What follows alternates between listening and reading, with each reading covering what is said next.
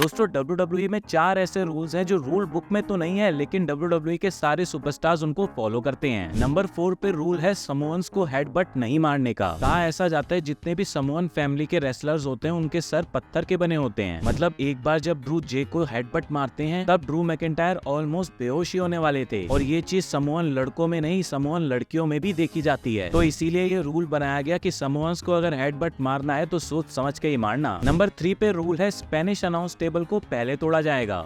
कितनी बार हमने ये देखा है कि स्पेनिश अनाउंस टेबल को पहले ही तोड़ा जाता है। चाहे कोई सा भी पीएलई चल रहा हो, पहले तो स्पेनिश अनाउंस टेबल ही तोड़ी जाएगी। इसके पीछे एक रीजन तो ये है कि वो कैमरा एंगल के हिसाब से और प्लेसमेंट के हिसाब से बहुत सही जगह पे रखी होती है। वहीं फिर कई रेसलर्स को स्टार्टिंग से ही आदत लगी होती है पहले स्पेनिश अनाउंस टेबल को तोड़ने की। नंबर 2 पे ये भी एक सीक्रेट रूल है कि जो भी बंदा टेबल लगाता है ज्यादातर वही बंदा उसके ऊपर गिरता है। 90% सिचुएशन में आप यही देखोगे कि जो भी बंदा टेबल लगाएगा वही बंदा उस पे स्लैम खाएगा। इसके पीछे भी रीजन ये बताया जाता है कि अगर आपने टेबल सेट किया तो आप ही उसके ऊपर स्लैम खाओ, ताकि बाद में कोई ये कंप्लेन ना करे कि जिसने टेबल सेट करी थी उसने गलत सेट करी थी और मैं इंजर्ड हो गया। आपने ये वाली चीज नोटिस की है कि नहीं, कमेंट बॉक्स में बताइए। वहीं नंबर 1 रूल है किसी की भी एंट्रेंस पे शॉक हो जाना और रुक जाना। जैसे ही किसी मैच के दौरान बीच में किसी सुपरस्टार का एंट्री सॉन्ग बज जाता है तो मैच के अंदर जितने भी सुपरस्टार हो सब रुक जाते हैं और उसकी एंट्रेंस देखने लगते हैं। यहाँ मुस्ताफा अली को देखिए, ब्रीफकेस उनके कितना पास है, लेकिन जैसे ही ब्रॉक लेसनर का म्यूजिक बजता है बंदा उसकी तरफ देखने लगता है। ब्रॉक लेसनर इतनी दूर से आते हैं, सीढ़ी चढ़ते हैं और ब्रीफकेस भी ले लेते हैं। मुस्ताफा अली से तब तक ब्रीफकेस भी नहीं लिया गया।